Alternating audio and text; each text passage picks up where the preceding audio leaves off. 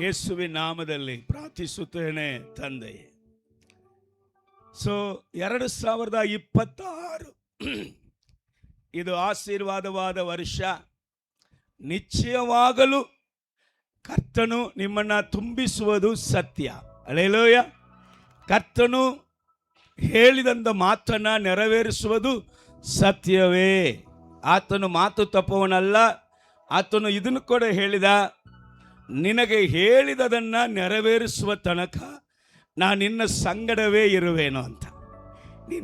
ನೀನು ಹೋಗುವಂಥ ಎಲ್ಲ ಕಡೆಗಳಲ್ಲಿ ನಾನು ನಿನ್ನ ಸಂಗಡ ಇರುವಂಥ ದೇವರು. ಸೊ ಆದ ಕಾರಣ ಇವತ್ತು 2026 ಈ ಜನವರಿ ತಿಂಗಳು 2ನೇ ವಾರಕ್ಕೆ ಬಂದಿರುವಂಥ ನಿಮ್ಮನ್ನು ದೇವರು ಬಂದ ಹಾಗೆ ಕಲಿಸುವುದೇ ಇಲ್ಲ. ನಿಮ್ಮನ್ನು ಆಶೀರ್ವದಿಸುವುದು ಸತ್ಯ, ಖಂಡಿತ. ನಿಮ್ಮನ್ನು ಬಿಡುಗಡೆ ಮಾಡುವುದು ಸತ್ಯ, ಖಂಡಿತ. ನಿಮ್ಮನ್ನು ಸ್ವಸ್ಥಪಡಿಸುವುದು ಸತ್ಯ, ಖಂಡಿತ.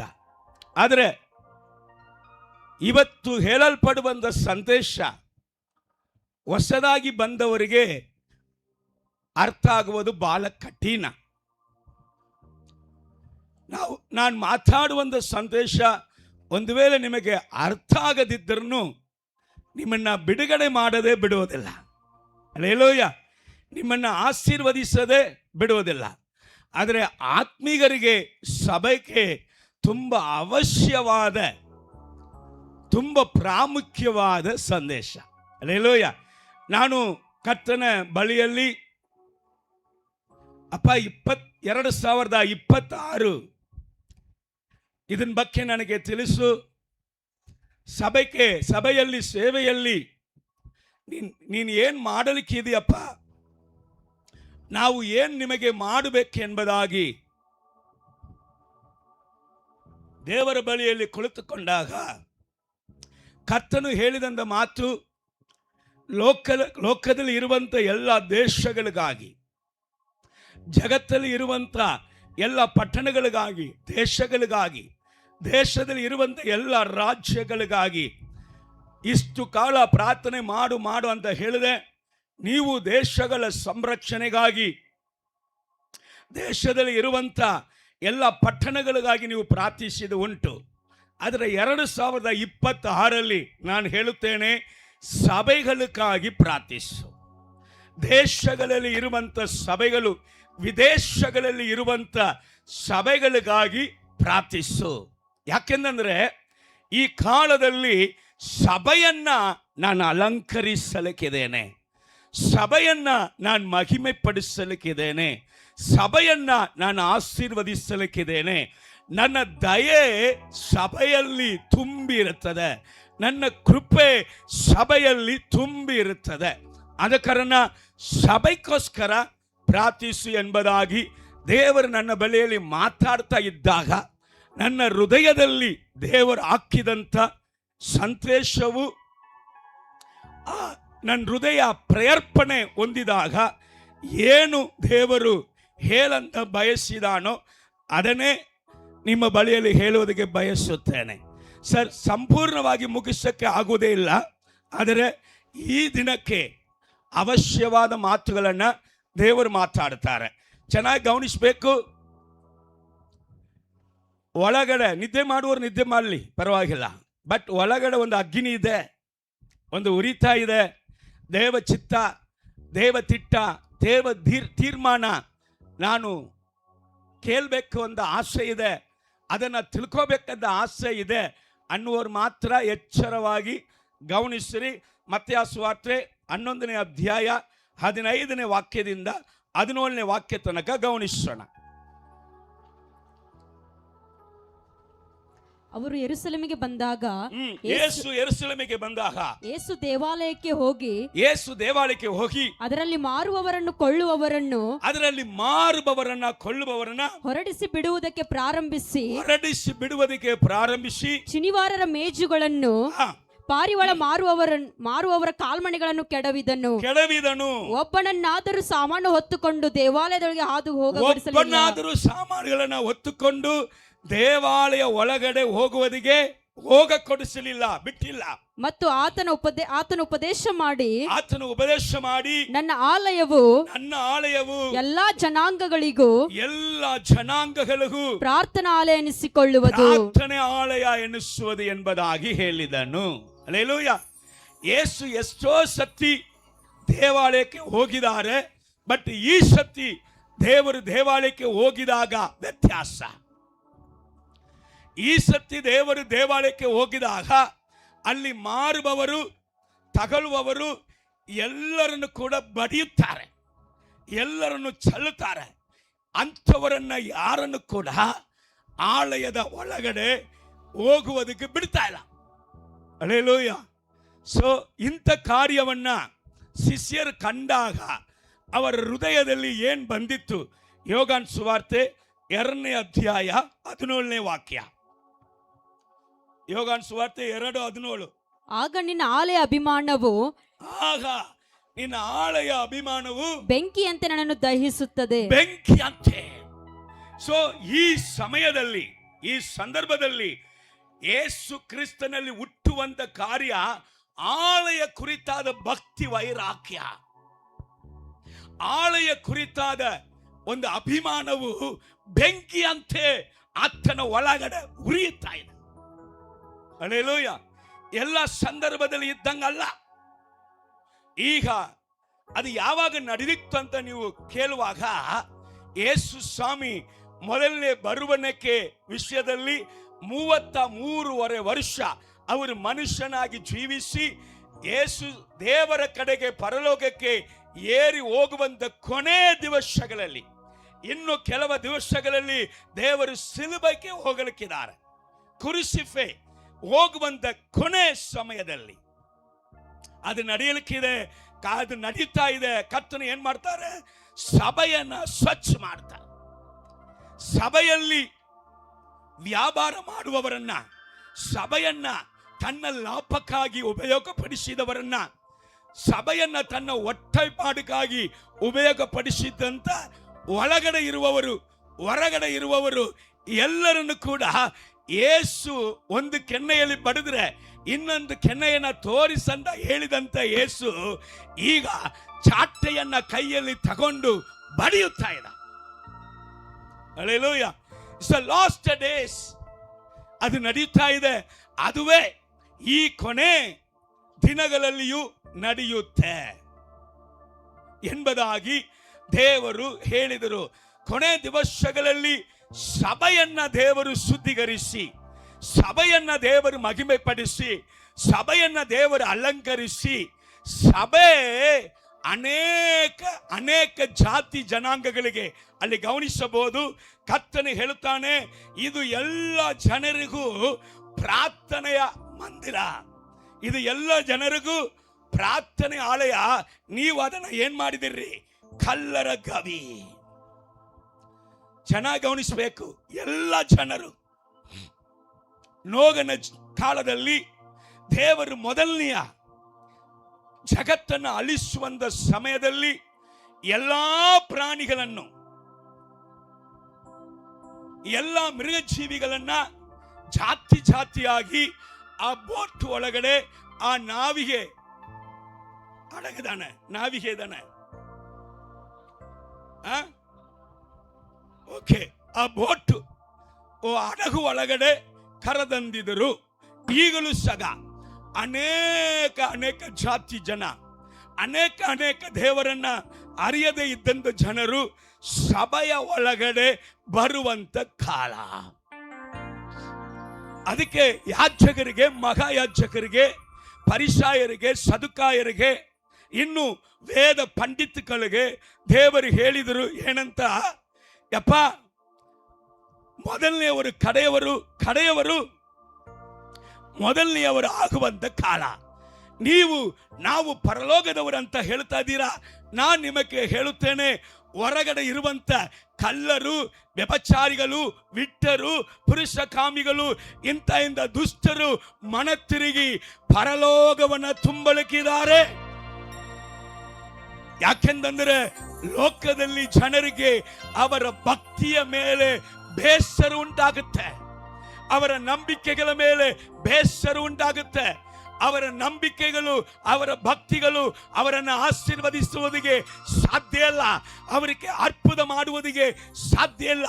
ಈ ಕೊನೆ ಕಾಲದಲ್ಲಿ ಅದ್ಭುತಗಳಿಗಾಗಿ, ಬಿಡುಗಡೆಗಳಿಗಾಗಿ ಯೇಸು ಕ್ರಿಸ್ತನ ಸಭೆಯನ್ನ ಜನಾಂಗಗಳು, ಎಲ್ಲ ಜಾತಿಗಳು ಹುಡುಕೊಂಡು ಓಡಿ ಬರುವಂತ ಕಾಲವು ಇದಾಗಿದೆ. Hallelujah, praise the lord.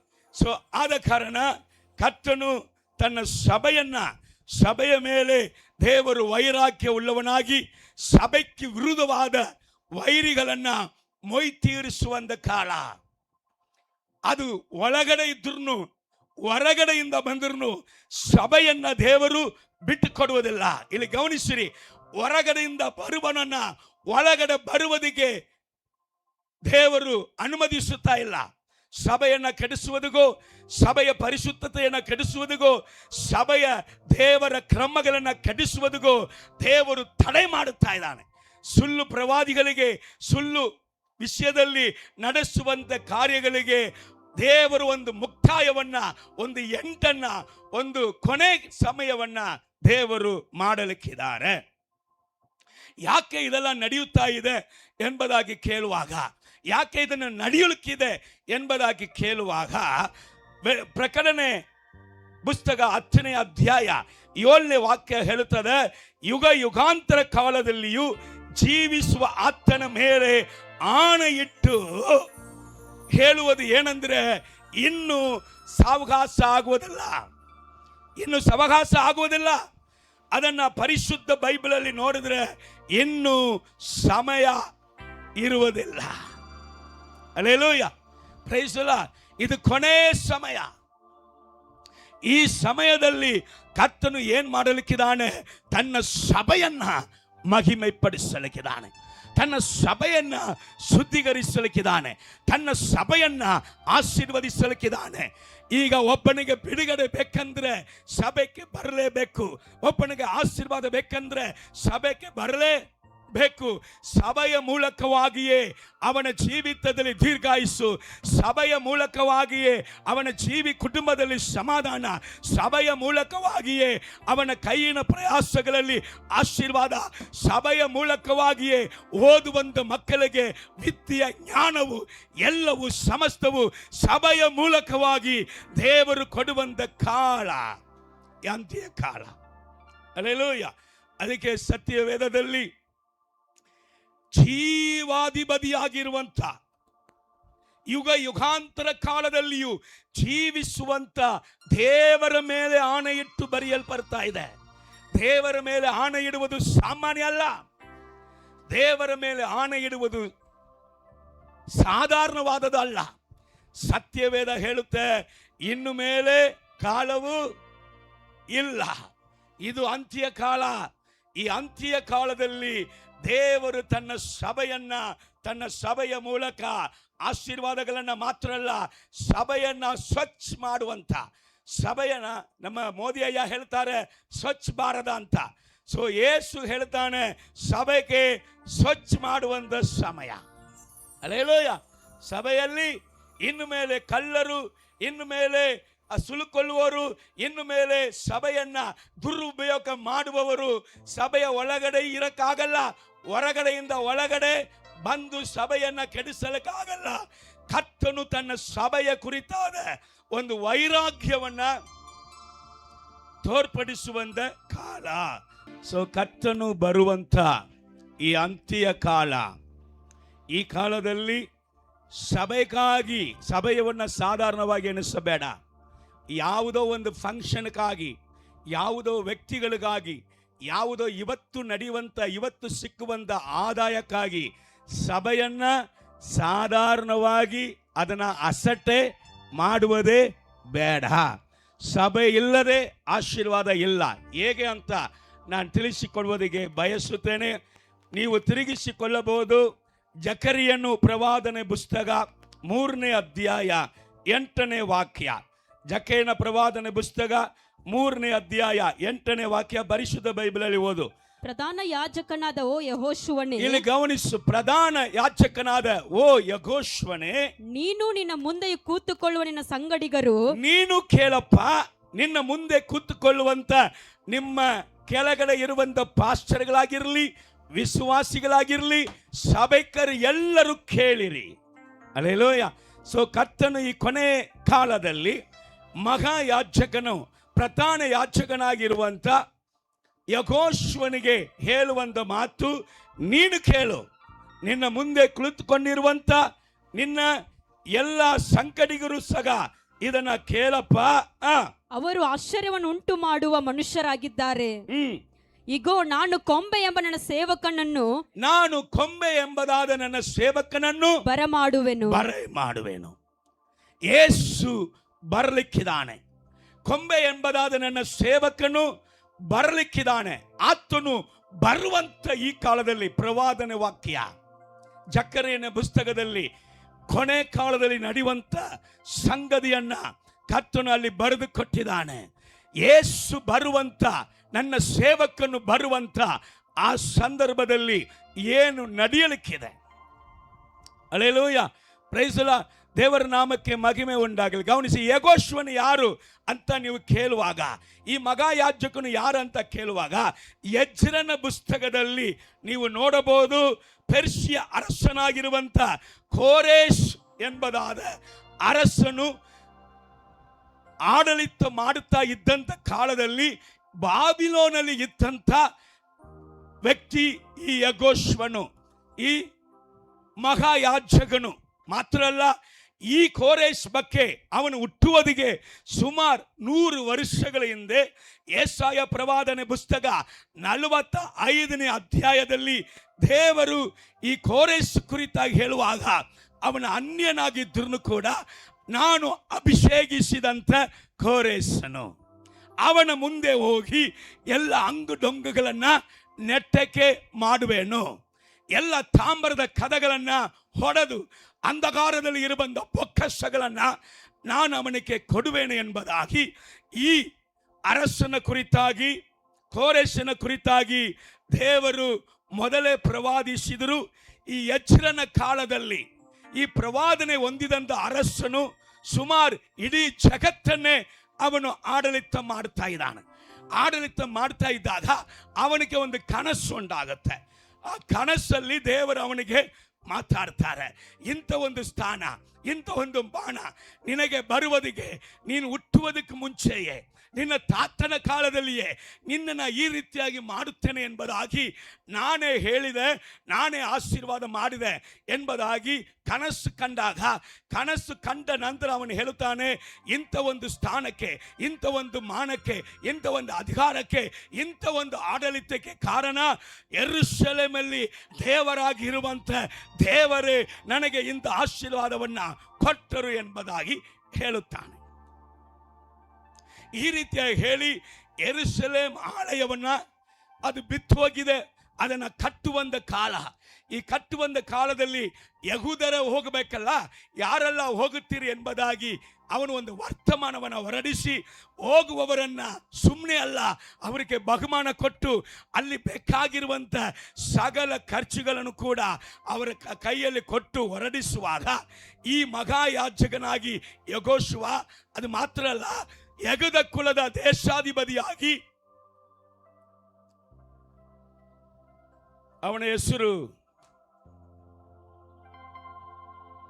Zerubbabel. ಯೆಹೂದ ಕುಲದ ದೇಶಾಧಿಪತಿಯಾಗಿ ಜೆರುಬ್ಬಾಬೆಲ್. ಇವರು ಇಬ್ಬರ ಟೀಮಲ್ಲಿ ಒಂದು ದೊಡ್ಡ ಕುಂಭ ಏನ್ ಮಾಡುತ್ತದೆ, ಯೆರೂಸಲೇಮಿಗೆ ಹೋಗುತ್ತೆ. ಚೆನ್ನಾಗಿ ಗಮನಿಸು, ಯೆರೂಸಲೇಮಿಗೆ ಹೋಗುತ್ತೆ.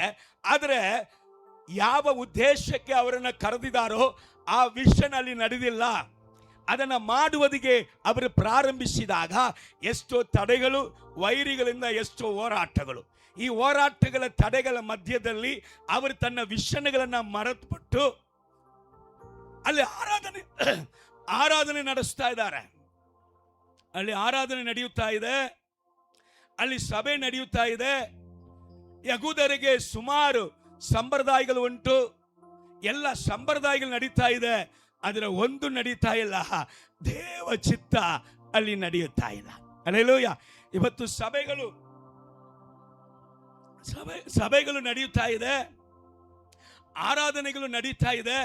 ಆದರೆ ಸಭೆಯನ್ನ ದೇವರು ಏರ್ಪಡಿಸಿದಂತ ಉದ್ದೇಶ ಸಭೆಗಳಲ್ಲಿ ನಡೆಯುತ್ತಾ ಇಲ್ಲ. ಹಲ್ಲೆಲೂಯಾ. ಈ ಕೊನೆ ಕಾಲದಲ್ಲಿ ಆ ಉದ್ದೇಶವನ್ನ ನೆರವೇರಿಸುವುದಿಗೆ ಇವನು ದೇವ ಚಿತ್ತ ಮಾಡದೇ ಇದ್ದಾನೆ, ಆದರೆ ಮಗ ಯಾಜಕನಾಗಿಯೇ ಇದ್ದಾನೆ, ಆರಾಧನೆಯನ್ನ ನಡೆಸುತ್ತಾ ಇದ್ದಾನೆ. ಅನೇಕ ಮಕ್ಕಳು ಕಾರ್ಯಗಳು ನಡೆಯುತ್ತಾ ಇದೆ. ಆದರೆ ಏನಾಗಿತ್ತು ಅಂದ್ರೆ, ಈ ಮಗ ಯಾಜಕನು ಅವನನ್ನ ದರ್ಶನದಲ್ಲಿ ದೇವರು ತೋರಿಸುವಾಗ ಮಗ ಯಾಜಕನಾಗಿದ್ದಾನೆ, ಅವನ ಬಲಕಡೆಯಲ್ಲಿ ಸೈತಾನ ನಿಂತಿದ್ದಾನೆ. ದೇವರು ನಿಂತುಕೊಂಡಿರುವಂತ ಸ್ಥಳದಲ್ಲಿ ಯಾರು ನಿಂತಿದ್ದಾರೆ? ಸೈತಾನು ನಿಂತಿದ್ದಾನೆ. ಮಾತ್ರ ಅಲ್ಲ, ಅವನ ಆ ವಸ್ತ್ರ ಶುಭ್ರವಾದ ವಸ್ತ್ರವಾಗಿರಬೇಕು, ರಕ್ಷಣೆ ವಸ್ತ್ರ. ಆದರೆ ಕೊಳೆ ವಸ್ತ್ರವಾಗಿ ಇದೆ.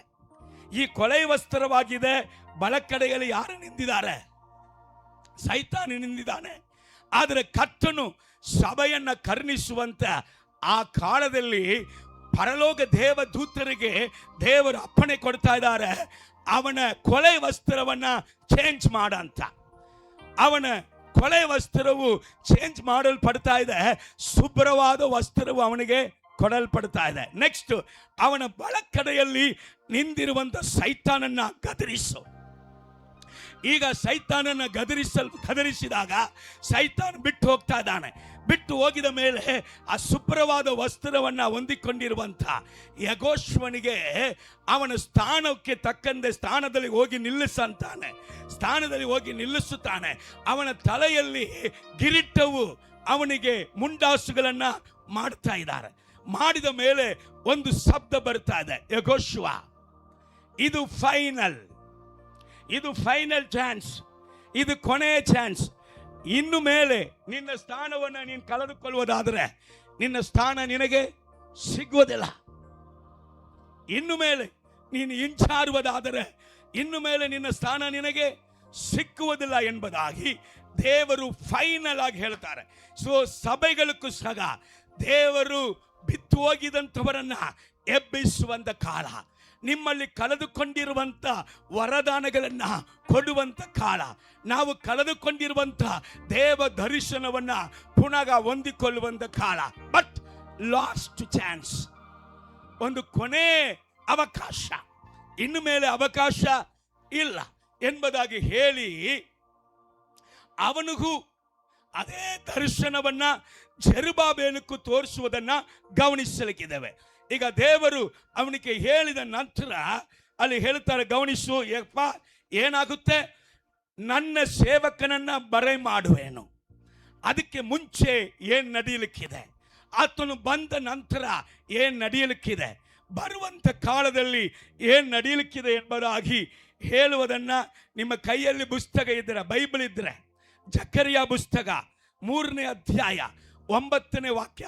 ಜಕರ್ಯ ಪುಸ್ತಕ 3ನೇ ಅಧ್ಯಾಯವನ್ನು ಸ್ವಲ್ಪ ತೆರೆದಿಟ್ಕೊಳ್ಳಿ, ಅಲ್ಲಿ 9ನೇ ವಾಕ್ಯವನ್ನು ಗಮನಿಸೋಣ.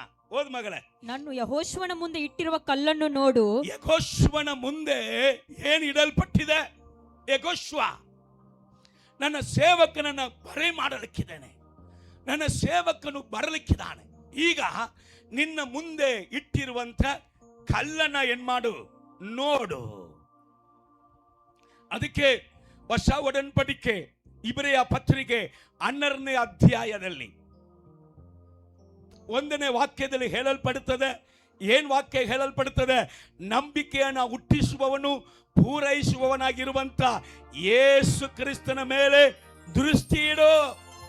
ಅದು ಮಗ ಯಾಚಕನೇ ನೀನಾಗಲು ಸರಿ, ನಿನ್ನ ಕೆಳಗಡೆ ಇರುವಂತ ಯಾರಾಗಿದ್ರು ಸರಿ, ಯಾರು ಸಹ ಯಾರೋ ಒಬ್ಬರನ್ನ ಏನ್ ಮಾಡಕ್ ಬೇಡ, ಮಾದರಿಯಾಗಿ ಇಟ್ಕೊಳ್ಳಬೇಡ.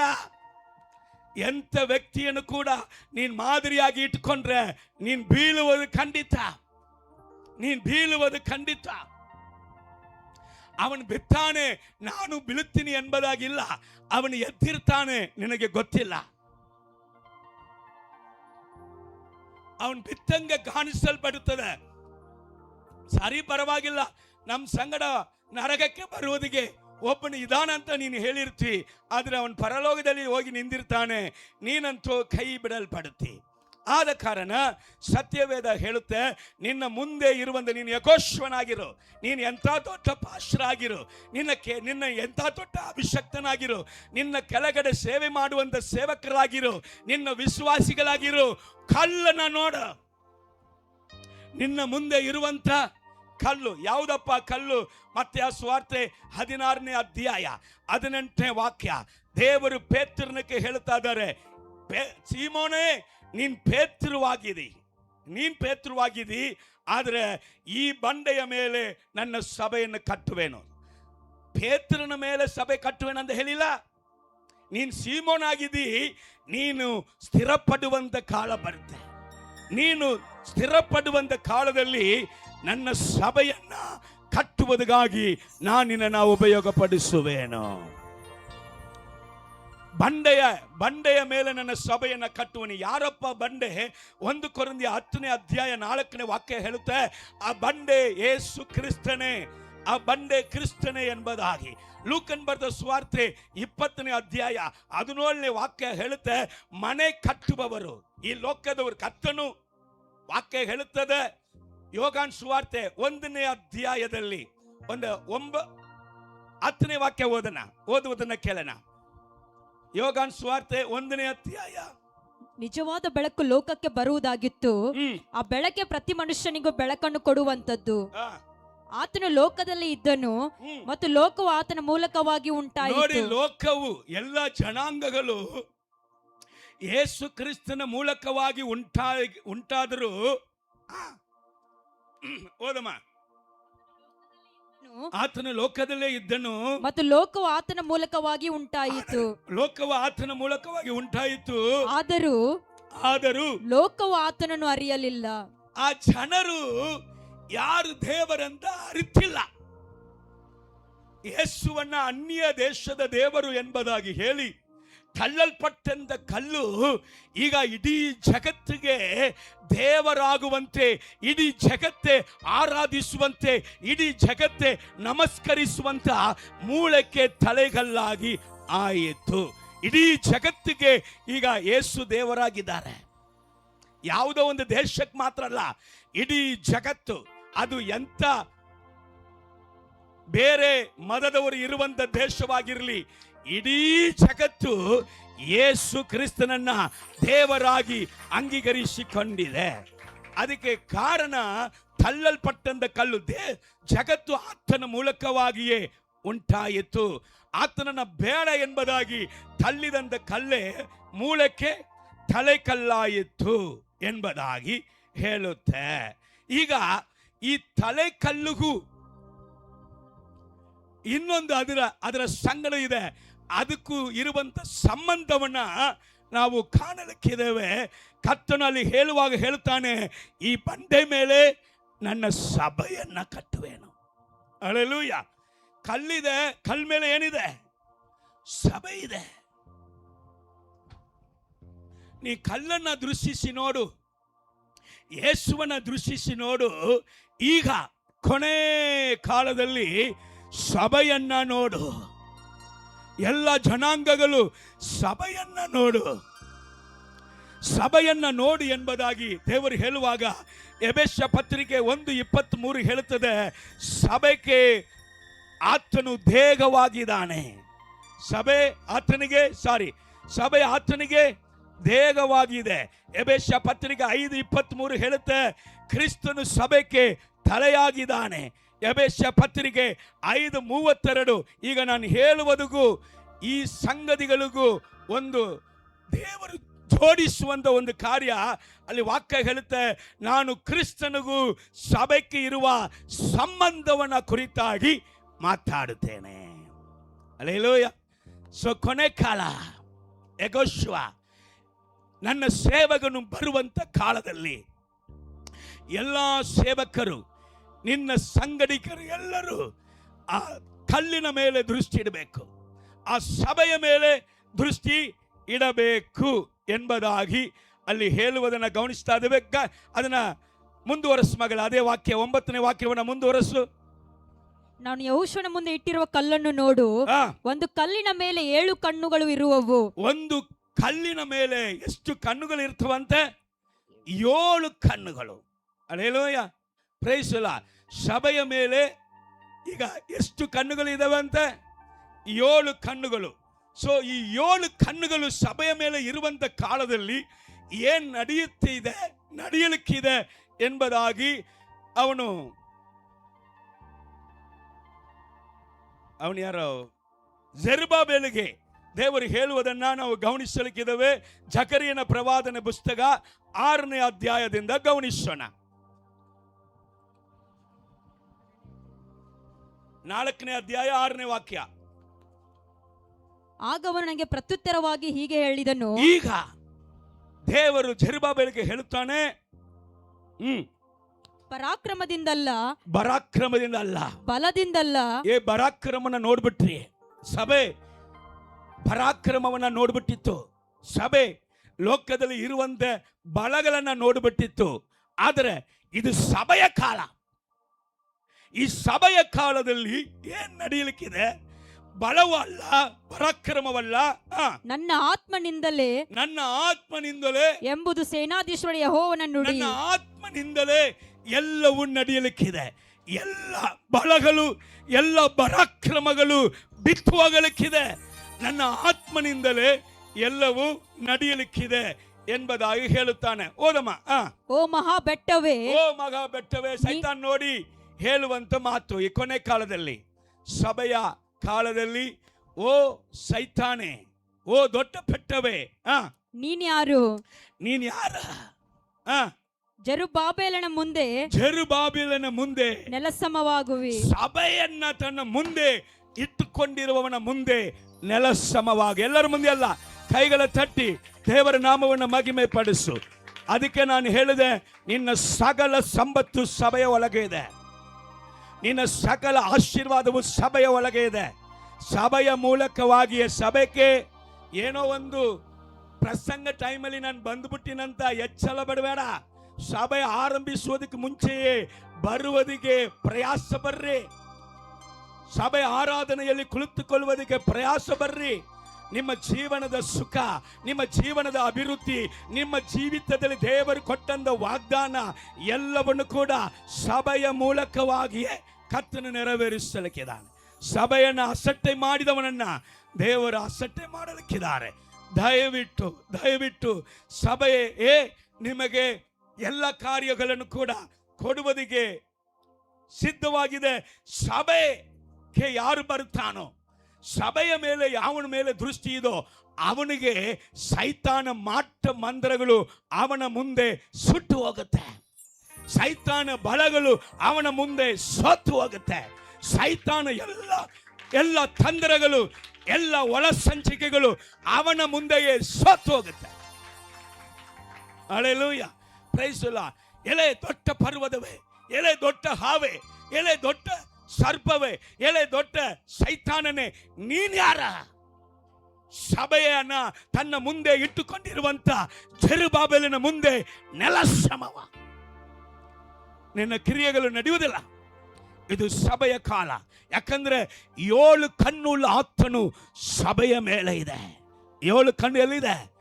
ಸಭೆಯ ಮೇಲೆ ಇರುವಂತ ಕಾಲ. ಇವನು ಏನ್ ಮಾಡ್ತಾನೆ? ಓದನ ಕೆಳಗಡೆ, ಓದ್ ಮಗಳೇ. ಅವನು ಕಲಶದ ಕಲ್ಲಂದ್ರೆ ಅದಕ್ಕೆ ನೀವು ಪರಿಶುದ್ಧ ಬೈಬಲಲ್ಲಿ ನೋಡ್ರಿ, ಮೂಳೆ ಕಲ್ಲು, ತಲೆ ಕಲ್ಲು. ಕಲಶದ ಕಲ್ಲಂದ್ರೆ ಯಾರು? ಯೇಸು ಕ್ರಿಸ್ತನು. ಯೇಸು ಕ್ರಿಸ್ತನ ಮೇಲೆ ಇರುವಂತ ಸಭೆಯನ್ನ ಜೆರುಬ್ಬಾಬೆಲ ಏನ್ ಮಾಡ್ತಾನೆ? ಕೃಪೆ ಎಂದು ಆರ್ಭಟಗಳ ಸಂಗಡ ಮುಖ್ಯ ಕಲ್ಲನ್ನು ಅವನು ಹೊರಗೆ ತರುವನು. ಓದು. ಇದರ ಮೇಲೆ ದೇವರ ದಯೆ ಇರಲಿ. ಹಲ್ಲೆಲೂಯಾ. ಇಲ್ಲಿ ಚೆನ್ನಾಗಿ ಗಮನಿಸು. ಇಲ್ಲಿ ನಮ್ಮ ಬೈಬಲನ್ನ, ಇದು ಈ ಬೈಬಲಲ್ಲಿ ಓದು ವಾಕ್ಯವನ್ನ. ಅವನು ಅದನ್ನ ಮೆರವಣಿಗೆ ಮಾಡುತ್ತಾನೆ. ಮುಖ್ಯ ಮೂಳೆ ಕಲ್ಲನ್ನ ಹೊರಗೆ ತರ್ತಾನೆ. It's the last days. ಮುಖ್ಯ ಮೂಳೆ ಕಲ್ಲು ಸಭೆ. ನೋಡ್ರಿ, ಸಭೆಯ ಒಳಗಡೆನೆ ಆಶೀರ್ವಾದ ಅಂತ ಪದೇ ಹೇಳ್ತಾ ಇರಲಿಲ್ಲ. ಇಲ್ಲಿ ಗಮನಿಸಿರಿ, ಮೊದಲನೇ ಜಗತ್ತನ್ನ ದೇವರು ಅಳಿಸುತ್ತಾ ಇದ್ದಾರೆ. ಮೊದಲನೇ ಜಗತ್ತನ್ನ ದೇವರು ಅಳಿಸುವಾಗ ನೋಗನಿಗೆ ಹೇಳಿದೇನು? ಎಲ್ಲರಿಗೂ ಪ್ರಸಂಗ ಮಾಡು, ಎಲ್ಲರನ್ನು ನಾವಿಗೆಯನ್ನ ಏನ್ ಮಾಡು, ಕಟ್ಟ ಕೇಳು. ಎಲ್ಲರನ್ನು ಹಡಗನ್ನ ಕಟ್ಟ ಕೇಳು. ಹಂಗಂದ್ರೆ ಎಲ್ಲರನ್ನು ಸಭೆಯ ಒಳಗಡೆ ಹೋಗಲಿಕ್ಕೆ ಹೇಳು. ಎಲ್ಲರನ್ನು ಸಭೆಗೋಸ್ಕರ ಪ್ರಯಾಸ ಪಡುವುದಿಗೆ ಹೇಳು ಎಂಬುದಾಗಿ 100 ವರ್ಷ ಕಾಲ ಪ್ರಸಂಗ ಮಾಡಲ್ಪಡ್ತಾ ಇದೆ. ಮಳೆ ಬರುತ್ತದಪ್ಪ, ಮೊದಲನೇ ಜಗತ್ತು ನಾಶವಾಗುತ್ತೆ, ಮಳೆಯಿಂದ ನಾಶವಾಗಲಿಕ್ಕಿದೆ. ಆದ ಕಾರಣ ಏನು ಮಾಡ್ರಿ, ನಾವಿಗೆಯನ್ನು ಕಟ್ಟಿಕೊಂಡು ನಾವಿಗೆಯನ್ನು ಒಳಗೆ ಬಂದ್ಬಿಡು. ನಾವಿಗೆಯನ್ನು ಕಟ್ಟುವವನು ಮಾತ್ರ ತಪ್ಪಿಸಿಕೊಳ್ಳುತ್ತಾನೆ, ಕಾಪಾಡಲ್ಪಡುತ್ತಾನೆ ಎಂಬುದಾಗಿ ನೋಗನ್ನು ಪ್ರಸಂಗ ಮಾಡುತ್ತಾ ಇದ್ದಾನೆ.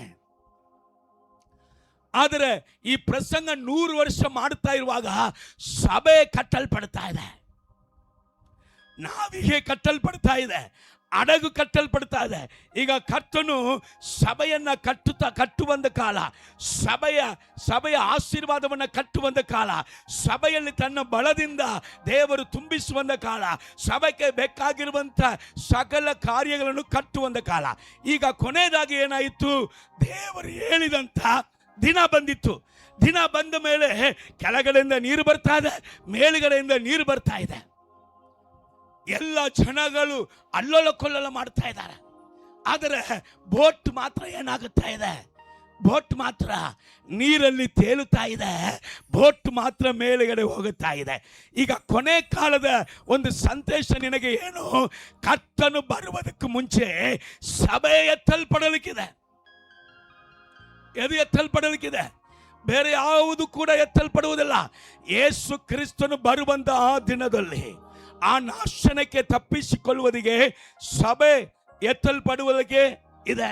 ಇಲ್ಲಿ ನೋಡಿ, ಅಲ್ಲಿ ಜನರು ಬೆಟ್ಟವನ್ನ ನಂಬಿದ್ರು, ಪರ್ವತಗಳನ್ನ ನಂಬಿದ್ರು. ಏನು ಮಳೆ ಬಂದ್ರೆ ಏನಾಯ್ತಿ, ಬೆಟ್ಟದಲ್ಲಿ ಹೋಗಿ ಕುತ್ಕೊಳ್ಳೋಣ, ಪರ್ವತಗಳಲ್ಲಿ ಹೋಗಿ ಕುತ್ಕೊಳ್ಳೋಣ.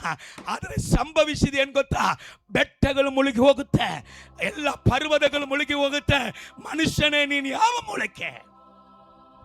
ಹಲ್ಲೆಲೂಯಾ. ಈ ಕೊನೆ ಕಾಲದಲ್ಲಿ ಕೂಡ ಒಂದು ಸಂದೇಶ ಸಾರಲ್ಪಡುತ್ತದೆ. ಲೋಕಕ್ಕೆ ಅಗ್ನಿಯಿಂದ ಬೆಂಕಿಯಿಂದ ನಾಶನವಾಗಲಿಕ್ಕಿದೆ. ಬೆಟ್ಟಗಳು ಸುಟ್ಟು ಹೋಗುತ್ತೆ, ಪರ್ವತಗಳು ಕೂಡ ಕರಗಿ ಹೋಗುತ್ತೆ. ಮನುಷ್ಯನೇ ದೊಡ್ಡ ದೊಡ್ಡ ವ್ಯಾಪಾರ ಮಾಡಿ ದೊಡ್ಡ ದೊಡ್ಡ ಶ್ರೀಮಂತ ದೇಶಗಳು ಸುಟ್ಟು ಬೂದಿ ಆಗಲಿಕ್ಕಿದೆ. ನೀನು ಎಲ್ಲಿಗೆ ಹೋಗುವಿ? Hallelujah, praise the Lord. ಈ ಸಂಭವಗಳು ನಡೀತಾ ಇರುವಾಗ ನೋಡಿ, ಸಭೆಯನ್ನ ಅವನು ಮೆರವಣಿಗೆ ಮಾಡ್ತಾ ಇದ್ದಾಗ ಅಲ್ಲಿ ಹೇಳಲ್ಪಡುತ್ತದೆ, ಬೆಟ್ಟಗಳು ಗುಟ್ಟಗಳು ಅವನ ಮುಂದೆ ಅಳಿಗೆ ನಾಶವಾಗ್ತಾ ಇದೆ. ಈಗ ನೋಗನ ಕಾಲದಲ್ಲಿ ಸಭೆ ಮೇಲುಗಡೆ ಎತ್ತಲ್ಪಡ್ತಾ ಇದೆ. ಜನರೆಲ್ಲ ನೀರಲ್ಲಿ ಮುಳುಗಿ ಮುಳುಗಿ ಒಳ್ಳೆ ದರ್ಶನ ಕಂಡ ಮಗ, ಜನರೆಲ್ಲ ಏನ್ ಮಾಡ್ತಾ ಇದ್ದಾರೆ, ಮುಳುಗುತ್ತಾ ಇದ್ದಾರೆ. ಬೆಟ್ಟಗಳು ಗುಟ್ಟಗಳು ಮುಳುಗುತ್ತಾ ಇದೆ. ಆದರೆ ನಾವಿಗೆ ಒಳಗಡೆ ಇರುವವರಿಗೆ ಕೊಂಡಾಟ ಕೊಂಡಾಟವೇ. ಹೋದಮ್ಮ ಇಲ್ಲಿ ಹೇಳ್ತಾರೆ, ಅದಕ್ಕೆ ದಯೆ ಉಂಟಾಗಲಿ, ಅದಕ್ಕೆ ದಯೆ ಉಂಟಾಗಲಿ. ಅದಕ್ಕೆ ಸೆರುಬಾಬೆಲ್ ಮೆರವಣಿಗೆ ಮಾಡುವಂತ ಆ ಮೂಳೆ ಕಲ್ಲಾಗಿರುವಂತ ಸಭೆಗೆ ದಯೆ ಉಂಟಾಗಲಿ, ದಯೆ ಉಂಟಾಗಲಿ ಅಂತ ಹೇಳಲ್ಪಡುತ್ತದೆ. ಇಲ್ಲಿ ಹೋದಮ್ಮ, ಅದಕ್ಕೆ ಕೃಪೆಯೇ ಕೃಪೆಯೇ ಎಂದು. ಅದಕ್ಕೆ ಕೃಪೆ, ಸಭೆಗೆ ಮಾತ್ರವೇ ಕೃಪೆ. ಹೊರಗಡೆ ಗೋಳಾಟ, ಹೊರಗಡೆ ಕಣ್ಣೀರು, ಹೊರಗಡೆ ವೇದನೆ, ಹೊರಗಡೆ ನಾಶನ.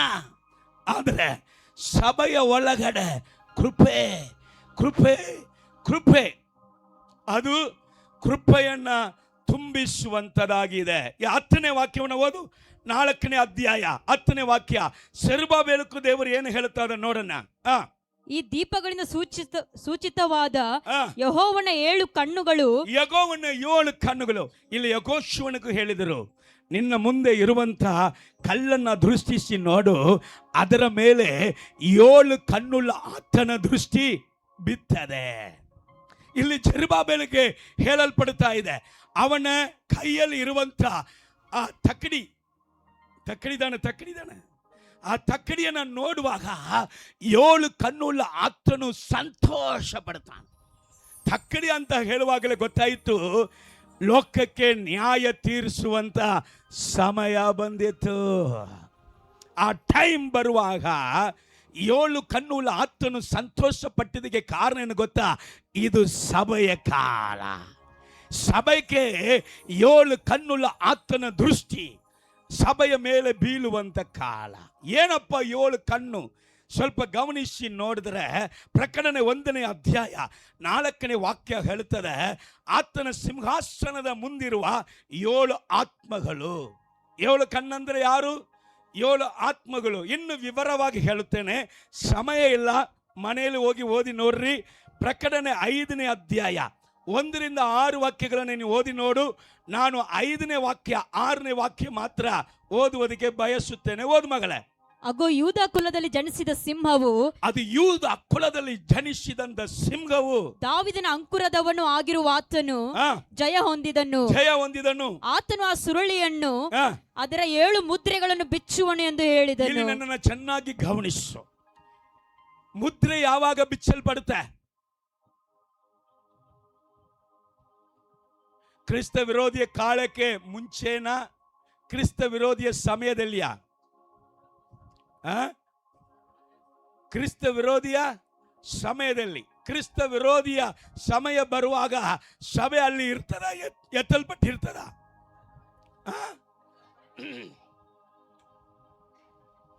ಆಗ ಚೆನ್ನಾಗಿ ಗಮನಿಸು. ಯಾವಾಗ ಈ ಕಾರ್ಯಗಳು ನಡೆಯಲಿಕ್ಕಿದೆ? ಕ್ರಿಸ್ತ ವಿರೋಧಿಯ ಕಾಲ ಹತ್ತಿರವಾಗಿದೆ. ಅದಕ್ಕೆ ಮುಂಚೆ ಸಭೆ ಏನ್ ಮಾಡಬೇಕು? ಎತ್ತಲ್ಪಡುವಾಗ ಸಭೆಗಾಗಿ 7 ಕಣ್ಣುಳ್ಳ ಆತನ ದೃಷ್ಟಿ ಸಭೆಯ ಮೇಲೆ ಬೀಳುತ್ತೆ. ಓದನ, ಕೆಳಗೋದ ಮಗಳೇ.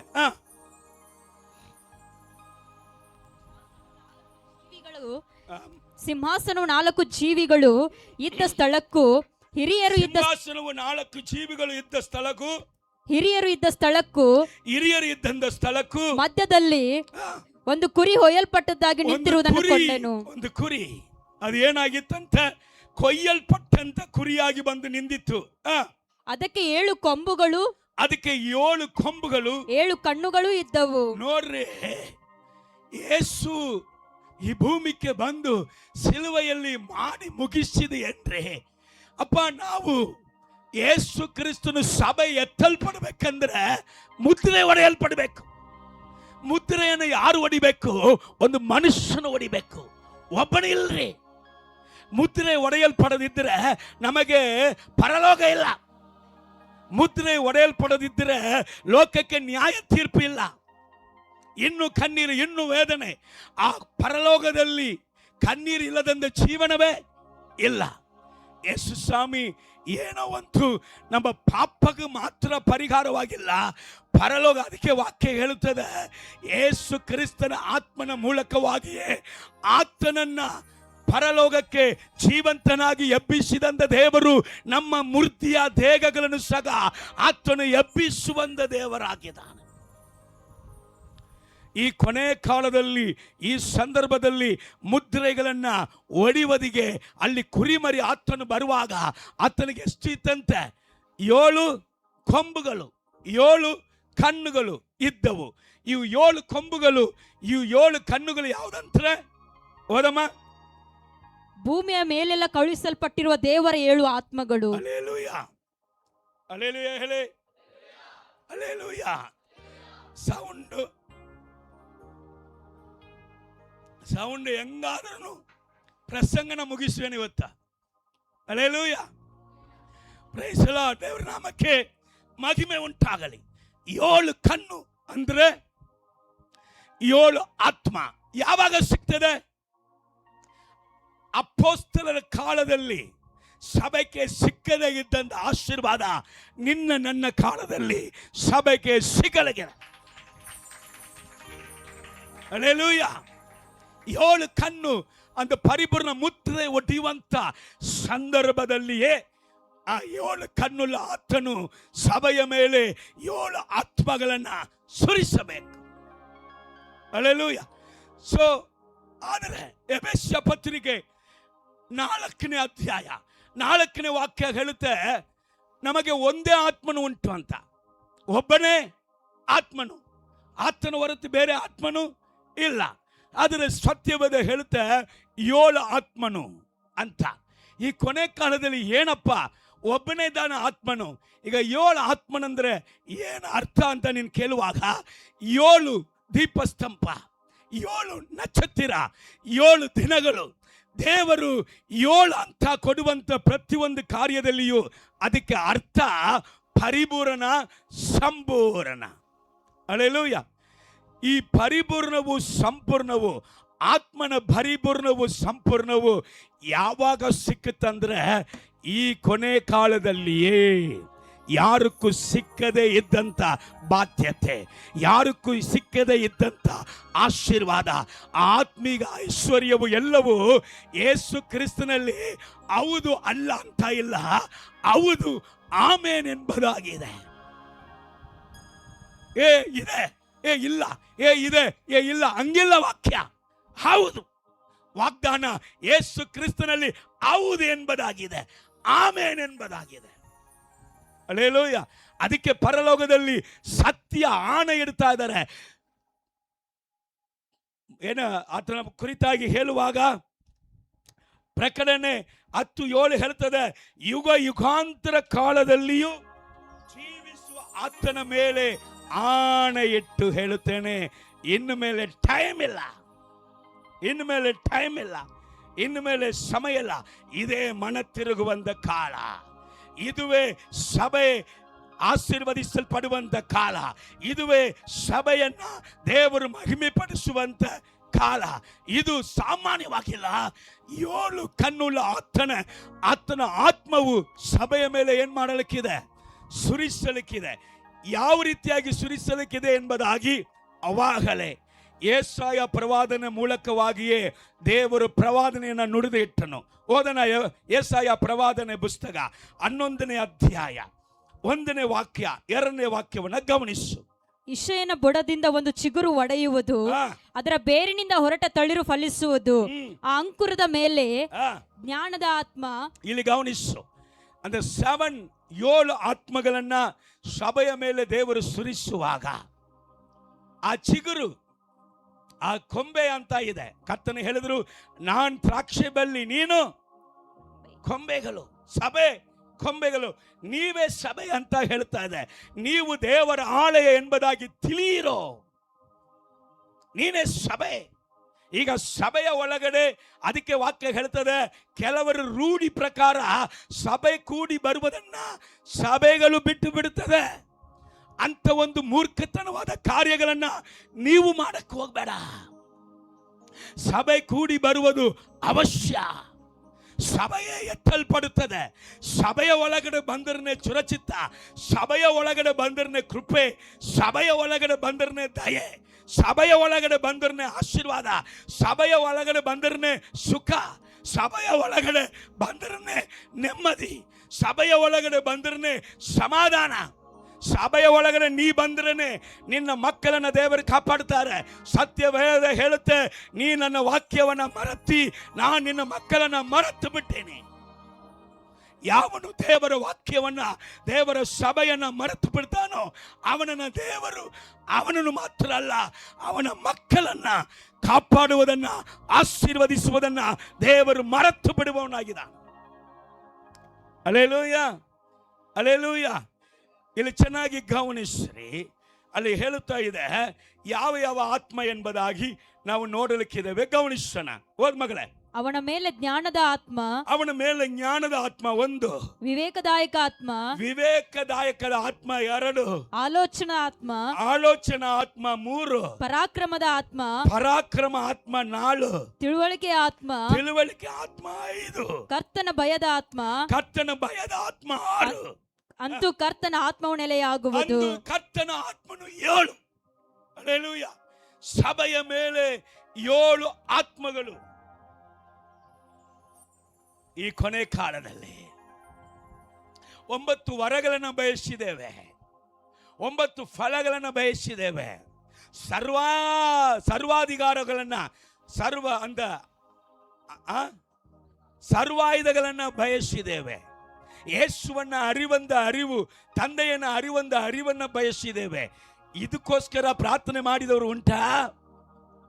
ಇದನ್ನ ತಿಳಿಸಿಕೊಟ್ಟವರು ಉಂಟಾ? ಇದು ಯಾಕೆ ಈ 10 ವರ್ಷ ಕಾಲದಲ್ಲಿ ಇಂದ ಆತ್ಮನ ಬಗ್ಗೆ ವಿವರಣೆ ಸಿಕ್ಕಲಿಲ್ಲ? ಯಾಕೆ ನಮ್ಮ ಸಭೆಯಲ್ಲಿ ಸಿಕ್ಕಲಿಲ್ಲ? ಹೊರಗಡೆ ನೀವು ಕೇಳಿದ್ರು ಕೂಡ ಅದರ ಬಗ್ಗೆ ಜಾಸ್ತಿ ಯಾಕೆ ಮನಸ್ಸು ಕೊಟ್ಟಿಲ್ಲ? ಅದು ಬೇಕು ಎಂಬುದಾಗಿ ಯಾಕೆ ಪ್ರಾರ್ಥನೆ ಮಾಡಿಲ್ಲ? ಕಾರಣ ಈ ಕೊನೆ ಕಾಲದಲ್ಲಿಯೇ ಅದು ಸಭೆಯ ಮೇಲೆ ಸುರಿಸಲ್ಪಡಲಿಕ್ಕೆ ಇದೆ. ನಾನು ಮುಗಿಸ್ತೀನಿ ನನ್ನ ಪ್ರಸಂಗ, ಇನ್ನು ಒಂದು 10 ನಿಮಿಷದಲ್ಲಿ ಮುಗಿಸ್ತೀನಿ. ಗಮನಿಸ್ರಿ, ಅಲ್ಲಿ ಸತ್ಯವೇದ ಹೇಳುತ್ತೆ, ಜಕರೀಯನ ಪ್ರವಾದನೆ ಪುಸ್ತಕ 3ನೇ ಅಧ್ಯಾಯ 9ನೇ ವಾಕ್ಯವನ್ನ ತಿರುಗ ಓದಮ್ಮ. 3ನೇ ಅಧ್ಯಾಯ 9ನೇ ವಾಕ್ಯ. ನಾನು ಯೆಹೋಶುವನ ಮೇಲೆ ಇಟ್ಟಿರುವ ಕಲ್ಲನ್ನು ನೋಡು, ಒಂದು ಕಲ್ಲಿನ ಮೇಲೆ 7 ಕಣ್ಣುಗಳು ಇರುವವು. ಇಗೋ, ನಾನು ಅದರ ಕೆತ್ತನೆಯಿಂದ ಕೆತ್ತುವೆನು. ಅದನ್ನ ಕೆತ್ತುವೇನು. ಅದನ್ನ ಏನ್ ಮಾಡುವೇನು? ಅದನ್ನ ಏನ್ ಮಾಡುವೇನು? ಕೆತ್ತುವೇನು. ಮೀನ್ಸ್ ಸುಂದರವಾಗಿ ಅಲಂಕರಿಸುವೇನು. ಹಲ್ಲೆಲೂಯಾ. ಸಭೆಯನ್ನ ಏನ್ ಮಾಡುತ್ತಾರೆ? ಅಲಂಕರಿಸುತ್ತಾರೆ. Praise the Lord. ದೇವರ ನಾಮಕ್ಕೆ ಮಹಿಮೆ ಉಂಟಾಗಲಿ. ಸಭೆಗೆ ಕರ್ತನೆ ಹೇಳಿದ್ರು, ನಿನ್ನ ಮೇಲೆ ನಾನು ಕಟಾಕ್ಷವಿಟ್ಟು ನಿನ್ನನ್ನು ಅಭಿವೃದ್ಧಿ ಮಾಡಿ ನಿನ್ನ ಹೆಚ್ಚಿಸಿ ಸಭೆಯೇ ನಿನಗೆ ಕೊಟ್ಟಂದ ವಾಗ್ದಾನವನ್ನ ನಾನು ನೆರವೇರಿಸುವೆನು. Hallelujah, hallelujah, hallelujah. ದೇವರ ನಾಮಕ್ಕೆ ಮಹಿಮೆ ಉಂಟಾಗಲಿ. ಸೊ ಸತ್ಯ ವೇದದಲ್ಲಿ ನೀವು ಓದಿ ನೋಡುವಾಗ, 5ನೇ ಅಧ್ಯಾಯ ನೀವು ಓದಿ ನೋಡುವಾಗ ಅಲ್ಲಿ ಉಪದ್ರವ ಕಾಲ ಸ್ಟಾರ್ಟ್ ಆಯಿತು. ಜಕರೀಯನ ಪುಸ್ತಕ 3ನೇ ಅಧ್ಯಾಯ ಬಿಟ್ಟು 5ನೇ ಅಧ್ಯಾಯಕ್ಕೆ ಮನೆಯಲ್ಲಿ ಹೋಗಿ ಓದಿ ನೋಡು. ಅಲ್ಲಿ ಕ್ರೈಸ್ತ ವಿರೋಧಿಯ ಕಾಲ, ಉಪದ್ರವ ಕಾಲ, ಮಗ ಉಪದ್ರವ ಕಾಲ ಸ್ಟಾರ್ಟ್ ಆಗುತ್ತೆ. ನೀನು 14ನೇ ಅಧ್ಯಾಯ ಓದಿ ನೋಡು. ಜಕರೀಯನ ಪ್ರವಾದನೆ ಪುಸ್ತಕ 14ನೇ ಅಧ್ಯಾಯ ಓದಿ ನೋಡುವಾಗ ಅಲ್ಲಿ ದೇವರ 1000 ವರ್ಷ ಆಡಳಿತ, ಅದು ಮಾತ್ರ ಅಲ್ಲ, 2ನೇ ಬರುವಣಿಕೆ, ನ್ಯಾಯ ತೀರ್ಪಿನ ದಿನ ಅವತ್ತು ಅಲ್ಲಿ ಬರುವುದನ್ನು ನಾವು ಕಾಣಲಿಕ್ಕಾಗತ್ತೆ. ಜಕರೀಯ ಪುಸ್ತಕದಲ್ಲಿ ಕರ್ತನ ನುಡಿದಂಥ ಪ್ರವಾದನೆಯ ಮಾತುಗಳನ್ನು ಹೇಳಿದ್ದಾನೆ. ಒಂದು ವೇಳೆ ಒಳಗೆ ಹೋದರೂ ನಿನಗೆ ಆಶೀರ್ವಾದ, ಹೋಗಲಿಲ್ಲಂದ್ರೂ ನಿನಗೆ ಆಶೀರ್ವಾದ. ಯಾಕೆಂದರೆ ಇವತ್ತು ಈ ಸಂದೇಶವನ್ನು ಕೇಳಿದಂಥ ಕಿವಿಗಳಿಗೆ ಆಶೀರ್ವಾದ. ಒಂದು ವೇಳೆ ಇದನ್ನು ಒಳಗಡೆ ಮಾತ್ರ ಇಟ್ಟುಕೊಂಡಿದ್ದೀರ, ಈ ಸಂದೇಶವು ದೇವರಿಂದ ಬಂದಂಥ ಸಂದೇಶ ಎಂಬುದಾಗಿ ನಿನ್ನಲ್ಲಿ ಉರಿಯುವುದಾದರೆ ಈ ಆಶೀರ್ವಾದ ನಿನ್ನ ಜೀವಿತದಲ್ಲಿ, ನಿನ್ನ ಸಭೆಯಲ್ಲಿ, ನಿನ್ನ ಸೇವೆಯಲ್ಲಿ, ನಿನ್ನ ಕುಟುಂಬದಲ್ಲಿ ತಡವಾಗೋದಿಲ್ಲ. ಹಲ್ಲೆಲೂಯಾ. ಈ ಆಶೀರ್ವಾದವೇ ನಡೆಯಲಿಕ್ಕೆ ಇದೆ.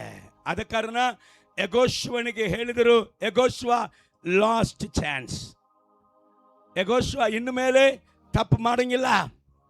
ಯಾಕಂದ್ರೆ ದೇವರು ಇನ್ನೊಂದು ಕೆನ್ನೆಯನ್ನು ತೋರಿಸುವಂತ ದೇವರಲ್ಲ, ಚಾಟೆಯನ್ನು ಕೈಯಲ್ಲಿ ತಗೊಂಡು ಬಡಿದು ಕಳಿಸುವಂತ ದೇವರು. ಇದು ಕೃಪೆಯ ಕಾಲ, ಇದು ದಯದ ಕಾಲ. ಎಂಡ್ ಬಂದಿವೆ, ಎಂಡ್. ಇನ್ನು ಮೇಲೆ ಬೀಳುವುದು, ಇನ್ನು ಮೇಲೆ ಹೇಳುವುದು, ಇನ್ನು ಮೇಲೆ ಲವ್ ಮಾಡುವುದು, ಇನ್ನು ಮೇಲೆ ಸಿನಿಮಾ ನೋಡುವುದು, ಇನ್ನು ಮೇಲೆ ಡಿಸ್ಕೋ ಡ್ಯಾನ್ಸ್ ಆಡುವುದು, ಇನ್ನು ಮೇಲೆ ಚಾಟಿಂಗ್ ಚೀಟಿಂಗ್ ಮಾಡುವುದು ಬೇಡ. ಗಂಡನಿಗೆ ದ್ರೋಹ ಮಾಡುವುದು, ಹೆಂಡತಿಗೆ ದ್ರೋಹ ಮಾಡುವುದು ಬೇಡ. It's a last chance. ನಿನ್ನ ಆಶೀರ್ವಾದದ ಸಮಯ, ನಿನ್ನ ಅಭಿವೃದ್ಧಿಯ ಸಮಯ, ನಿನ್ನನ್ನ ದೇವರು ಅಲಂಕರಿಸುವಂತ ಸಮಯ, ದೇವರು ನಿನ್ನನ್ನು ಶೃಂಗರಿಸುವಂತ ಸಮಯ. ಇದರಲ್ಲಿ ದಯೆ, ಇದರಲ್ಲಿ ಕೃಪೆ ತುಂಬಿದೆ. ಬಂದು ಬಿಡು ಒಳಗೆ. Hallelujah. It's a last chance. ಒಂದು ವೇಳೆ ಇದು ಏನೋ ಇವನು ಹೇಳ್ಬಿಟ್ಟು ಹೋಗ್ತಾನಂತ ತಿಳ್ಕೊಂಡ್ರೆ ದಯವಿಟ್ಟು ನೀ ಹಂಗೆ ತಿಳ್ಕೋಬೇಡ. ನಿನ್ನ ಜೀವನ ಇನ್ನೊಬ್ಬರಿಗೆ ಮಾದರಿಯಾಗಿರುವುದು ಬೇಡ. ನಿಮ್ಮ ಜೀವನ ನಾಶನವು ಇನ್ನೊಬ್ಬರಿಗೆ, ಇನ್ನೊಂದು ಸಭೆಗೆ ಮಾದರಿಯಾಗಿರುವುದು ಬೇಡ. ಇದು ಲಾಸ್ಟ್ ಚಾನ್ಸ್. ಕರ್ತನು ನಮ್ಮನ್ನು ಆಶೀರ್ವದಿಸಲಿಕ್ಕೆ ಇಷ್ಟಪಡ್ತಾನೆ. ನಮ್ಮ ವೈರಿಗಳನ್ನು ನಮ್ಮ ಮುಂದೆ ಸ್ವತ್ತು ಹೋಗುವಂತೆ ಮಾಡಿ ನಮ್ಮನ್ನು ಜಯಶಾಲಿಯಾಗಿ ಮಾಡುವುದಕ್ಕೆ ದೇವರು ಇಷ್ಟಪಡುವಂತ ಕಾಲವು ಇದಾಗಿದೆ. ಈ ಕಾಲದಲ್ಲಿ ಕೊನೆಯದಾಗಿ 2 ವಾಕ್ಯ ತೋರಿಸಿ ನಾನು ಮುಗಿಸ್ತೇನೆ. ಸಭೆಯಲ್ಲಿ ದೇವರು ಏನು ಮಾಡಲಿಕ್ಕಿದ್ದಾನೆ ಎಂಬುದಾಗಿ ನೋಡುವುದಾದರೆ ಅಪೊಸ್ತಲ ಕೃತ್ಯಗಳು 2ನೇ ಅಧ್ಯಾಯ 47ನೇ ವಾಕ್ಯವನ್ನು ಗಮನಿಸು. ಅಪೊಸ್ತಲ ಕೃತ್ಯಗಳು 2:47. ದೇವರನ್ನು ಕೊಂಡಾಡುವವರಾಗಿಯೂ ಜನರೆಲ್ಲರ ದಯವನ್ನು ಹೊಂದುವವರಾಗಿಯೂ ಇದ್ದರು. ಕರ್ತನು ರಕ್ಷಣೆಯ ಮಾರ್ಗದಲ್ಲಿರುವವರನ್ನು, ಇಲ್ಲಿ ನೀವು ಚೆನ್ನಾಗಿ ಗಮನಿಸಬೇಕು, ಕರ್ತನು ರಕ್ಷಣೆಯ ಮಾರ್ಗದಲ್ಲಿ ಇರುವವರನ್ನು ದಿನಾಲು ಅವರ ಮಂಡಳಿಗೆ ಸೇರಿಸುತ್ತಿದ್ದನು. ಈಗ ಯಾರನ್ನ ಸಭೆಯಲ್ಲಿ ಸೇರಿಸ್ತಾನೆ? ಅಲ್ಲೇಲೂಯ. ಪ್ರಜಾತಾಕ, ಲಕ್ಷ್ಮಿ ಅಕ್ಕ, ವರದಾಕ ಸೇರಿಸ್ತಾ ಇದ್ದಾರೋ? ಅಲ್ಲೇಲೂಯ. ಇವರು ಸೇರಿಸಿ, ನಾನು ಸೇರಿಸಿ 10 ವರ್ಷದಲ್ಲಿ ಅಮ್ಮ ಅಮ್ಮ ಅಮ್ಮ ಅಮ್ಮ ಅಂದ್ರೆ ಒಂದು 400 ಅದರಲ್ಲಿ ಸಂಡೇ ಸರ್ವಿಸ್ಗೆ ಬರುವುದು ಇನ್ನೂ ಕಡಿಮೆ. ಎಷ್ಟು ವರ್ಷದಲ್ಲಿ? 10 ವರ್ಷ ಹೋರಾಡಿ ಇವರು ಆ ಅಕ್ಕ ಈ ಅಕ್ಕ ಈ ಅಣ್ಣ ಆ ಅಣ್ಣ ಈ ಪಾಸ್ಟರ್ ಆ ಪಾಸ್ಟರ್ ಎಲ್ಲ ಸೇರಿ ಒಂದು 400 ಒಳಗಡೆ ಹಿಡ್ಕೊಂಡ್ಬರುವುದಿಗೆ 3.5 ವರ್ಷ. ಪೇತ್ರಣ್ಣ ಉಳಿದಂತ ಅಪೊಸ್ತಲರು ಅವರಿಗೆ ಇದ್ದಂತ ಅಧಿಕಾರ ಭಯಂಕರ. ಎಲ್ಲ ವ್ಯಾಧಿಗಳನ್ನು ಸ್ವಸ್ಥಪಡಿಸುವಂತ ಅಧಿಕಾರ, ಎಲ್ಲ ರೋಗಗಳನ್ನು ಸ್ವಸ್ಥಪಡಿಸುವಂತ ಅಧಿಕಾರ, ಎಲ್ಲ ದೆವ್ವಗಳನ್ನು ಓಡಿಸುವಂತ ಅಧಿಕಾರ. ಆದರೆ ಉಳಿದದು 120 ಮಂದಿ ಅಷ್ಟೇ. 3.5 ವರ್ಷ ಪ್ರಯತ್ನ. ಎಷ್ಟು ಮಂದಿ? 120 ಮಂದಿ. ದೇವರು ಇನ್ನೂ ಇವರನ್ನೇ ನಂಬ್ಕೊಂಡಿದ್ರೆ ಇಡೀ ಜಗತ್ತು ಇವತ್ತು ಯೇಸುವನ್ನ ಕಂಡಿರ್ಲಿಕ್ಕೆ ಸಾಧ್ಯನಾ? ಈಗ ಕರ್ತನಲ್ಲಿ ಏನ್ ಮಾಡಿದ್ರು ಗೊತ್ತಾ? ಆದಿ ಸಭೆಯಲ್ಲಿ ತಾನು ಸೇವಕರು ಮಾತ್ರ ಅಲ್ಲ, ಕರ್ತನು ಒಂದೇ ಅದ್ಭುತಕ್ಕೆ 3,000, ನೆಕ್ಸ್ಟ್ ಅದ್ಭುತಕ್ಕೆ 5,000, ನೆಕ್ಸ್ಟ್ ಮುಂದೆ ಬರುವಾಗ ಅನ್ಕೌಂಟಬಲ್. ಯಾವ ಅಪೊಸ್ತಲನ ಕರ್ಕೊಂಬಂದ? ದೇವರು ತನ್ನ ಅದ್ಭುತ ಸೂಚಕ ಕಾರ್ಯಗಳಿಂದ ಜನರನ್ನ ಸಭೆಯಲ್ಲಿ ಮಂಡಲದಲ್ಲಿ ಸೇರಿಸ್ತಾ ಇದ್ದರು. ಹಲ್ಲೆಲೂಯಾ. ಇದು ನಡೆಯಲಿಕ್ಕಿದೆ. ಇಸ್ರಾಯೇಲರು ಯುದ್ಧಕ್ಕೆ ಹೋಗಿದ್ರಪ್ಪ. ಹೋಗಪ್ಪ ಜಯಿಸ್ತೀರಿ ಅಂತ ಹೇಳಿದ್ರು. ಯುದ್ಧವನ್ನು ಮಾಡ್ತಾ ಇದ್ದಾರೆ. ಆದ್ರೆ ಯುದ್ಧಕ್ಕೆ ಅವರ ಬಲ ಮಾತ್ರ ಸಾಲದು. ದೇವರಿಗೆ ಏನ್ ಮಾಡ್ತಾರೆ ಗೊತ್ತಾ? ಇಸ್ರಾಯೇಲರಿಗೆ ಜಯ ಕೊಡುವುದಿಗೆ ಆಕಾಶದಿಂದ ಕಲ್ಲುಗಳನ್ನ ದೇವರು ಬೀಸುತ್ತಾ ಅವರ ವೈರಿಗಳನ್ನ ಸೋತು ಹೋಗುವಂತೆ ಮಾಡ್ತಾ ಇದ್ದಾರೆ. ಈಗ ಯೇಸು ಕೂಡ ಹಲ್ಲೆಲೂಯ ನಿನ್ನ ಸಂಗಡ ನನ್ನ ಸಂಗಡ ನೀನು ನಾನು ಈಗ 10 ವರ್ಷದಲ್ಲಿ 400. ಈಗ ಯೇಸಪ್ಪ ಸಭೆಯ ಮಂಡಲದಲ್ಲಿ ಸೇರಿಸಲಿಕ್ಕಿದ್ದಾರೆ. 400 4,000ವಾಗಿ ಆಗುತ್ತೆ. 4,000 40,000ವಾಗಿ ಆಗುತ್ತೆ. 40,000 4 ಲಕ್ಷ. ಹಲ್ಲೆಲೂಯ. ಕಾರಣ ನೀ ಸುಮ್ಮನೆ ಇದ್ರೂ ಯೇಸಪ್ಪ ಈಗ ಸುಮ್ಮನೆ ಇರುವಂತ ಕಾಲ ಅಲ್ಲ ಅದು. ಹಲ್ಲೆಲೂಯ. ಸುತ್ತಿಗಟ್ಟಿ ಎಲ್ಲ ಈಗ ಎಬ್ಬಿಸಿ ದೇವರು ಕಳಿಸುವಂತ ಕಾಲ ಇದು. ಹಲ್ಲೆಲೂಯ. ದೇವರ ನಾಮಕ್ಕೆ ಮಹಿಮೆ ಉಂಟಾಗಲಿ. ಈಗ ಕರ್ತನು ಏನ್ ಮಾಡಲಿಕ್ಕಿದ್ದಾನೆ? ಕರ್ತನು ರಕ್ಷಣೆ ಮಾರ್ಗದಲ್ಲಿ ಇರುವವರನ್ನು ದಿನಾಲು ಅವರ ಮಂಡಳಿಗೆ ಸೇರಿಸುವವನಾಗಿದ್ದಾನೆ. ಕರಗಳ ತಟ್ಟಿ ಹಲ್ಲೆಲೂಯ. ಇನ್ನೊಂದು ವಾಕ್ಯ, ಅಪೊಸ್ತಲ ಕೃತ್ಯಗಳ 16ನೇ ಅಧ್ಯಾಯ 5ನೇ ವಾಕ್ಯ ಓದಿ ಮುಗಿಸೋಣ. ಓದ್ ಮಗಳೇ. ಸಭೆಗಳು ಕ್ರಿಸ್ತ ನಂಬಿಕೆಯಲ್ಲಿ ದೃಢವಾಗುತ್ತಾ ಈಗ ವಾಗ್ದಾನ ಬಂದಿತ್ತು. ವಾಗ್ದಾನ ಬಂದ ಕೂಡಲೇ ಏನ್ ಮಾಡಬೇಕು? ವೆಯ್ಟ್ ಮಾಡಬಾರದು, ಫೈಟ್ ಮಾಡಬೇಕು. ಹಲ್ಲೆಲೂಯ. ವಾಗ್ದಾನ ಬಂದ ಕೂಡಲೇ ಏನ್ ಮಾಡಬೇಕು? ವೆಯ್ಟ್ ಮಾಡಬಾರದು, ಫೈಟ್ ಮಾಡಬೇಕು. ಯಾರ ಹತ್ರ ಫೈಟ್ ಮಾಡಬೇಕು, ಯಾರ ಹತ್ರ ವೆಯ್ಟ್ ಮಾಡಬೇಕು ನಮ್ಮ ಜನರಿಗೆ ಗೊತ್ತಿಲ್ಲ. ಈಗ ಯಾರ ಹತ್ರ ಫೈಟ್ ಮಾಡೋದು? ಸೈತಾನ ಹತ್ರ ತಾನೇ ಫೈಟ್ ಮಾಡಬೇಕು. ದೇವರ ಹತ್ರ ವಾಗ್ದಾನವನ್ನ ಹೊಂದಿಕೊಳ್ಳುವುದಿಗೆ ಸೈತಾನ ಹತ್ರ ಫೈಟ್ ಮಾಡಬೇಕು. ನಮ್ಮ ಜನ ದೇವರೇ ಹಿಂಗೆ ದೇವರ ಆಯಿತು ಹಂಗಂದ್ರೆ ನಾನು ಮುಂದಿನ ವಾರದಿಂದ ಚರ್ಚಿಗೆ ಬರುವುದಿಲ್ಲ ದೇವರೇ, ಹಿಂಗೆ ದೇವರು ಮಾಡಿ ಇನ್ನು ಮೇಲೆ ನಾನು ಹಾಡೇ ಆಡುವುದಿಲ್ಲ, ಇನ್ನು ಮೇಲೆ ವಾಕ್ಯನೇ ಓದುವುದಿಲ್ಲ. ಹಲ್ಲೆಲೂಯ. ಯಾರ ಹತ್ರ ಫೈಟ್ ಮಾಡಿ? ದೇವರ ಹತ್ರ ಫೈಟ್ ಮಾಡಿ ಏನು ಸಿಕ್ಕವ? ಇದ್ದದು ಹೋಗ್ಬಿಡ್ತದೆ. ಸೋಗಯ್ಯ ಪರದೇಶಿ ಗಿನಿ ಗಿನಿ ಗಿನಿ ಗಿನಿ ಗಿನಿ ಗಿನಿ ಹೊಡ್ಕೊಂಡು ಕೈ ಎಳಿಕೊಂಡು ಅಮ್ಮ ತಾಯೇ ಕರ್ನಿಸ್ ಫೈಟು ಸೈತಾನ್ ಹತ್ರ ಮಾಡ್ಬೇಕಾ? ಹಲ್ಲೆಲೂಯ. ವಾಗ್ದಾನ ಅದುವೇ ನೆರವೇರ್ತದೆ. ಹೆಂಗ್ ಬರುತ್ತದೆ? ನೆರವೇರ್ತದೆ ಅದುವೇ. ಹಲ್ಲೆಲೂಯ. ವಾಗ್ದಾನಕ್ಕಾಗಿ ನೀವು ನಾನು ವೆಯ್ಟ್ ಮಾಡಬಾರ್ದು. ನಮ್ಮ ವಾಗ್ದಾನಕ್ಕಾಗಿ ಫೈಟ್ ಮಾಡಬೇಕು. ಹಲ್ಲೆಲೂಯ. ಪ್ರೈಸ್ ಅಲ್ಲ. ಅಲ್ಲಿ ವಾಕ್ಯ ಹೇಳುತ್ತೆ, ದೇವರು ಸಭೆಗಳನ್ನ ಏನ್ ಮಾಡ್ತಾರೆ? ಕ್ರಿಸ್ತ ನಂಬಿಕೆಯಲ್ಲಿ ದೃಢಪಡಿಸುತ್ತಾನೆ. ಓದ್ ಮಗಳೇ, ಸಭೆಗಳು ಕ್ರಿಸ್ತ ನಂಬಿಕೆಯಲ್ಲಿ ದೃಢವಾಗುತ್ತೆ. ಸಂಖ್ಯೆಯಲ್ಲಿ ದಿನೇ ದಿನೇ ಹೆಚ್ಚುತ್ತಾ ಬಂದವು. ಸಂಖ್ಯೆಯಲ್ಲಿ ದಿನೇ ದಿನ ಕರಗಳ ತಟ್ಟು ಸಂಖ್ಯೆಯಲ್ಲಿ ದಿನೇ ದಿನ ಹೆಚ್ಚುತ್ತಾ ಬರುತ್ತೆ. ಕಾರಣ ಇದು ಸಭೆಯ ಕಾಲ.